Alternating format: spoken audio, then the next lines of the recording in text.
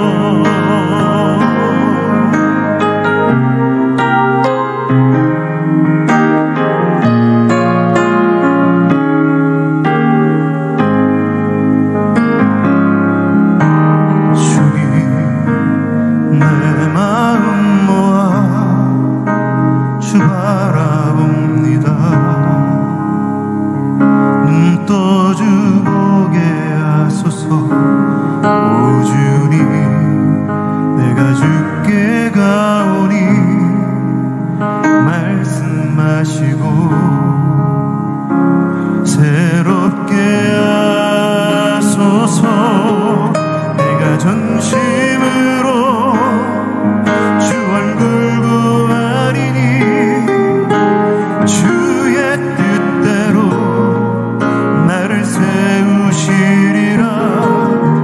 오직 믿음으로 주를 바라보리니 늘 주님 곁에 서리라.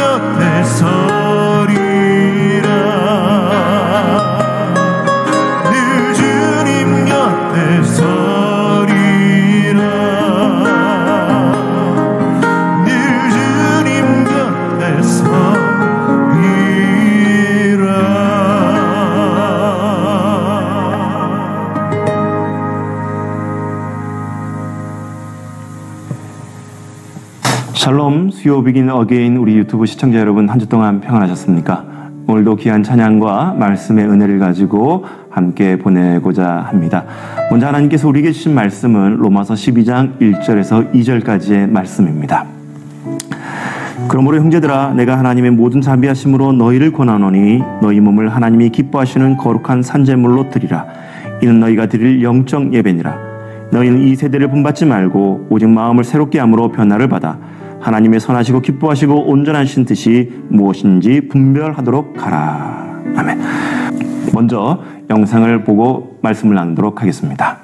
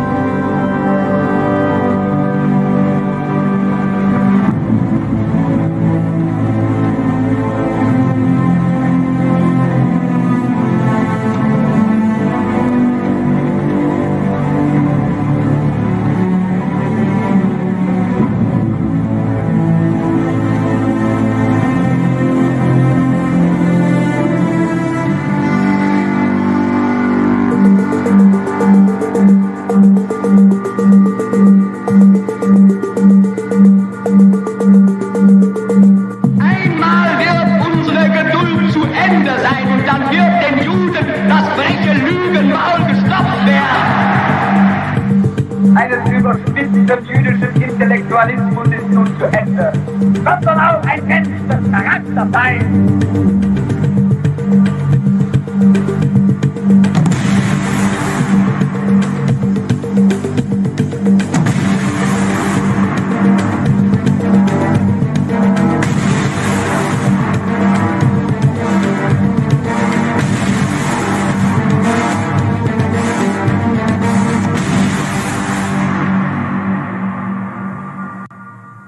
아마 인류 역사 이래에 마귀가 가장 성공한, 마귀가 대히트를 친 거짓말이 있다면 그것은 바로 진화론과 무신론일 거라고 말씀드린 적이 있죠. 우리가 진리라고 믿고 있는 거짓말, 그 진화론과 무신론은 동전의 양면과 같다고 했습니다. 자, 이것으로 마귀는 정말 인류 역사에서 가장 많은 불신자들을 지옥으로 보냈을 것입니다. 그렇다면 교회를 다니는 사람들, 예수님을 믿는다고 하는 사람들을 가장 많이 지옥으로 보낸 거짓말은 뭘까? 그게 바로 거짓 구원론이라고 말했습니다.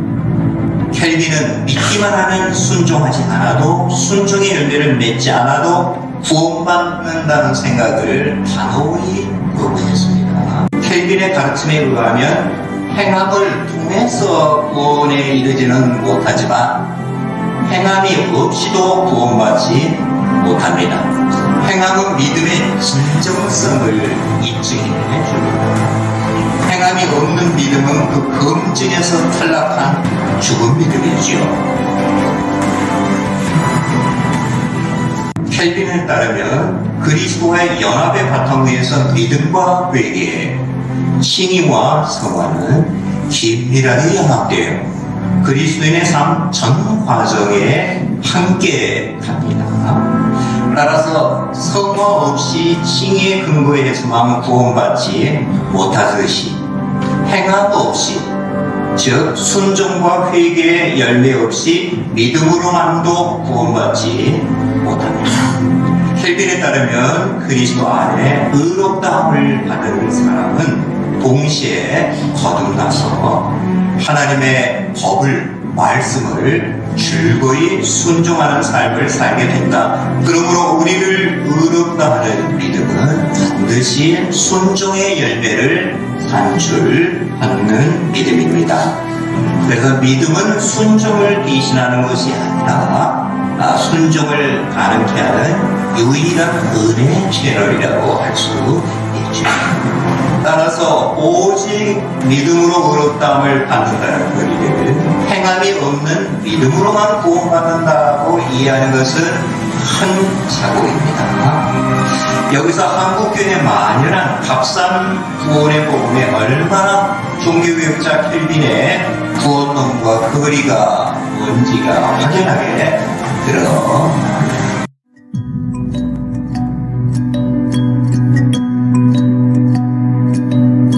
한국교회가 안고 있는 문제의 근원에는 잘못된 구원론이 있습니다. 예수를 믿어도 교인들이 변화되지 않는 문제는 우선적으로 구원론과 관련되어 있습니다. 오직 믿음으로, 오직 은혜로 구원받는다는 종교개혁의 가르침을 거룩함의 열매가 없어도 믿기만 하면 구원은 따놓은 당상이라는 식으로 오해하는 경우가 많습니다. 그러나 이것은 심각한 복음의 변질입니다. 믿기만 하면 거룩한 열매가 없어도 구원은 따놓은 당상과 같다 하는 식으로 이해하는 것은 종교개혁의 칭의론을 완전히 왜곡시킨 이단적인 발상이라고 할 수 있죠.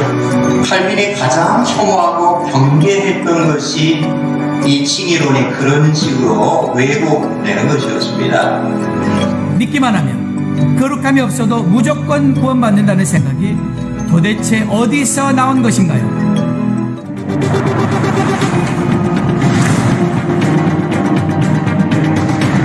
이 사람들은 한 번만 회개하면 더 이상 회개할 필요가 없다.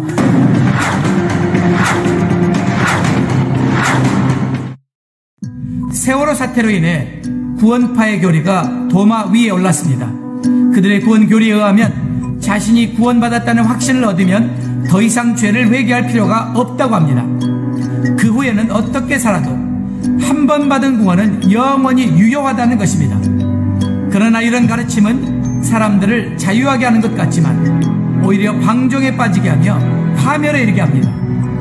그런 사이비 구원론은 유병언과 그 일가와 측근에게서 볼 수 있듯이 양심이 화인 맞은 괴물 같은 인간들을 만들 수 있습니다. 이것이 개신교 구원의 교리가 얼마나 괴이하게 왜곡될 수 있는지를 보여주는 극단적인 예입니다. 그런데 더 심각한 문제는 이런 구원파를 이단이라고 보는 많은 교회에서 전하는 구원의 교리도 이와 크게 다르지 않다는 것입니다.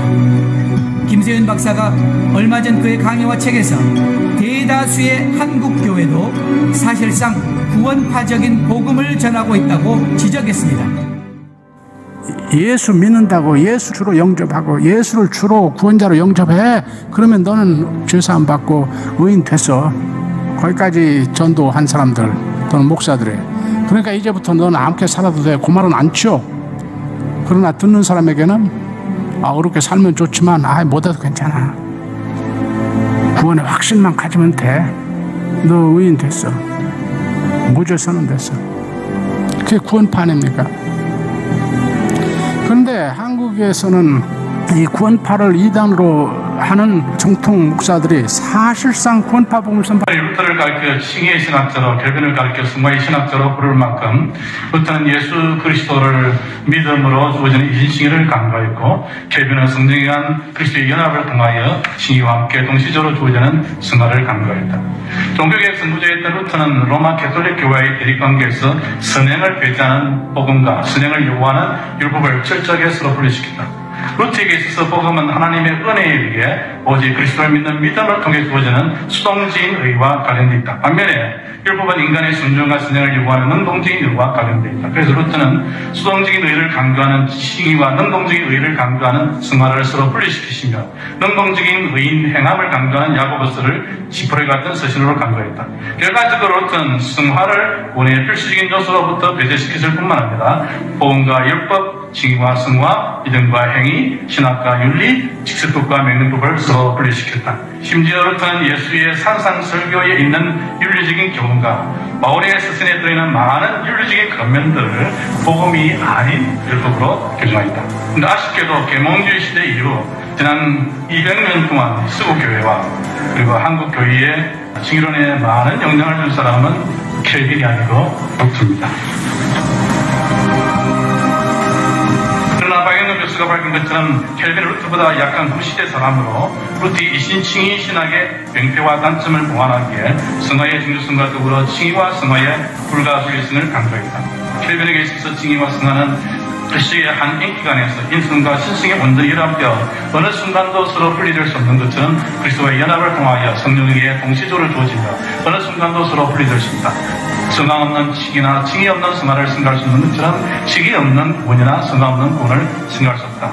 칭의와 똑같이 승화도 구원의 필수적인 요소이다. 하지만 유감스럽게도 한국교회에서 켈빈을 많이 말하지만 이와 같은 켈빈의 입장이 제대로 소개되거나 가르치지 못했다. 박영근 교수가 지적하고 있는 것처럼 켈빈의 성화의 신학이 한국교회에서 제대로 가르쳤다면 한국교회의 오늘은 달라질 것이고 사실상 오늘의 논쟁도 불교에 설 수도 있다.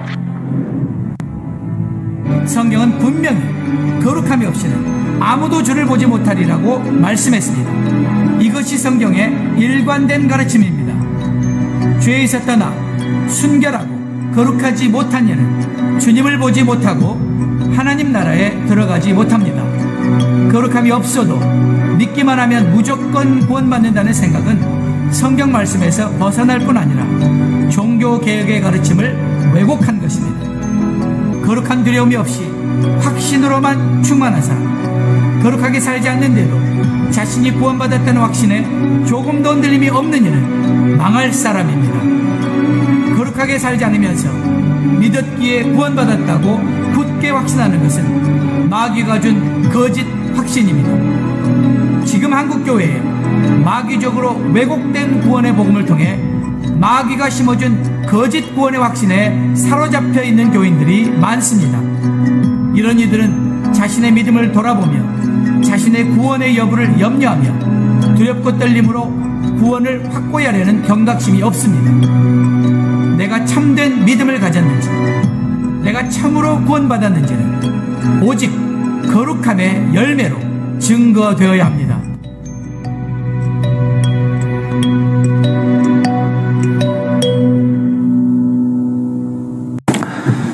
영상을 잘 보셨습니까? 여러분 어떻습니까? 오늘의 이 영상의 내용은 구원이 무엇인지, 그리고 구원받은 그리스도의 삶이 어떻게 변화해야 되는지에 대한 강력한 도전의 말씀인 것 같습니다. 영상의 내용처럼 저도 청년들을 20여 년 동안 제자 훈련하면서 늘 동일하게 고민했던 것이 바로 이런 것이었습니다. 청년들이 오랫동안 교회 생활을 하고 부모님의 신앙을 이어받아서 자신은 그리스도인이라고 말은 하지만 실제적으로 변화가 없는 그런 삶으로 살아가는 청년들의 모습을 보면서 목회자로서 가슴 아파하고 저들을 어떻게 해야 되는 것에 대한 심각한 목회적인 고민이 늘 있어 왔습니다. 청년들을 지도를 하면서 이런 비유를 든 적이 있습니다. 오늘날의 그리스도인들은 집에 돌아온 탕자와 같은 삶이다. 다른 말로 말하면 탕자가 아버지 품으로 돌아왔습니다. 문제는 이 탕자가 과거에 집 나갔던 시절이 너무나 그리운 나머지 계속해서 밤이 되면 아버지 몰래 그 세상의 쾌락의 시설을 쫓아서 나갔다 들어온다는 거예요. 그것을 아버지가 모르는 게 아니에요. 알매도 불구하고 아버지는 탕자가 또 한 번 뉘우치고 회개하기를 기다리면서 아버지께 고백하고 잘못을 뉘우치기를 기다리는 마음으로 아버지는 눈물을 흘리면서 밤마다 기다려주는 그 아버지의 사랑을 탕자가 모르고 있다는 거예요. 마찬가지입니다. 오늘날 그리스도인의 문제는 집에 돌아온 것으로 끝나는 것이 아니라 아버지 집에 돌아온 자녀답게 살아야 되는데 그러한 삶을 살지 못하는 우리의 연약함이 계속해서 나타나고 있다는 거예요. 우리가 사도 바울의 선시설을 간혹 오해하다 보면 사도 바울은 그저 믿음으로 의에 이른다는 이신칭의만 가르친 것으로 알고 있는데 그것이 아니었다라는 것이죠. 사도 바울의 서신서를 깊이 묵상하다 보면 앞부분에는 어떻게 우리가 구원받고 하나님 앞에 의롭게 되는지를 설명한 다음에 사도 바울의 서신서의 원칙이 뭐냐면 그 믿음으로 의롭게 된 삶의 결과가 무엇이냐, 바로 삶의 변화와 성장을 계속해서 강조해주고 있다는 것입니다. 믿음이라는 것은 동전의 한 면과 똑같습니다. 그러나 또 다른 그 동전의 이면에는 바로 순종하는 삶, 하나님이 기뻐하시는 삶으로의 그 행위가 반드시 따라가게 돼 있다는 것을 우리는 놓치지 말아야 될 것 같습니다. 예수 그리스도를 모시고 살아간다는 것이 무엇입니까? 바로 그 새 포도주이신 예수님을 내 삶 속에 담기 위해서는 예전의 가죽부대와 같은 나의 모습이 깨져야 된다는 거예요. 그래야지만이 새 포도주이신 그 예수 그리스도를 나의 삶 가운데 담을 수가 있는데 오늘날의 문제는 변하지 않기 위해서 옛날 썩어져가는 가죽부대에 내가 그 예수님을 닮으려고 하다 보니까 내 삶이 찢겨진다는 거예요. 그리고 그 새 포도주도 땅에 흘려버리게 돼 있다는 거예요. 새 포도주는 새 부대에 담으라고 말씀했습니다. 그 새 포도주이신 예수님을 나의 삶에 담기 위해서는 나의 삶이 새로운 부대로 변화가 돼야 되는데 그 변화 없이 예수님을 모시고 살아가려고 하다 보니까 삶의 모순이 끊임없이 일어나고 있다는 거예요. 말씀을 결론 짓고자 합니다. 오늘날의 복음의 능력이 회복하는 것은 저와 여러분이 구원받은 자로서의 나의 삶의 현장에서 어떻게 살아갈 것인가, 그리고 하나님의 나라를 위해서 내 주장과 내 의지를 포기해버리고 하나님의 뜻대로 하나님의 통치하심과 다스림 속에 살아가는 저와 여러분이 될 수 있기를 주의 이름으로 축원합니다. 오늘 이 시간 우리 같이 말씀을 생각하며 기도하기 원합니다. 여러분 변화되지 않는 그런 연약함이 있습니까? 하나님을 의존하십시오. 그리고 순종하려고 성령을 의지해 보십시오. 성령께서 역사하실 줄 믿습니다. 한국교회 그리고 저와 여러분을 통해서 이 땅에 하나님의 나라가 실현되어지고 아직까지도 하나님을 모르는 수많은 열방과 민족들, 이웃들이 하나님께로 돌아오게 하는 그런 제사장과 같은 삶을 살아갈 수 있도록 하나님의 능력을 구하고, 오늘 특히 가족 가운데에 아직까지도 하나님을 모르고 하나님을 부인하는 그런 영혼들이 있다면 그들을 위해서 간절한 마음으로 우리는 부족하지만 변화된 삶으로 또 성숙되는 삶으로 하나님 그들에게 하나님을 비추기 원합니다라는 간절한 마음으로 기도할 때에 우리 가정과 이웃과 또 민족 안에 구원의 역사가 이루어질 줄 믿습니다. 이런 기도 제목 갖고 한 1분 동안 우리 간절하게 기도하겠습니다. 같이 기도합니다.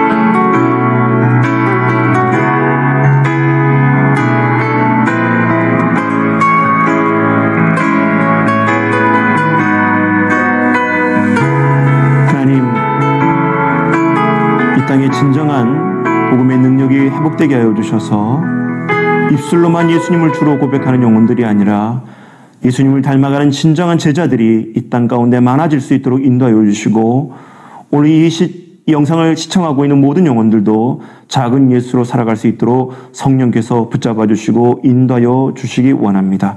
그래서 코로나 시대에 하나님 예수님을 더욱더 깊이 묵상하는 영혼들 되게 하여 주셔서 우리 가까운 곳에 하나님의 나라가 실현되게 하여 주시고, 어렵고 소외된 많은 사람들을 뒤돌아보며 섬길 수 있는 넉넉한 삶 될 수 있도록 주여 역사하여 주시옵소서.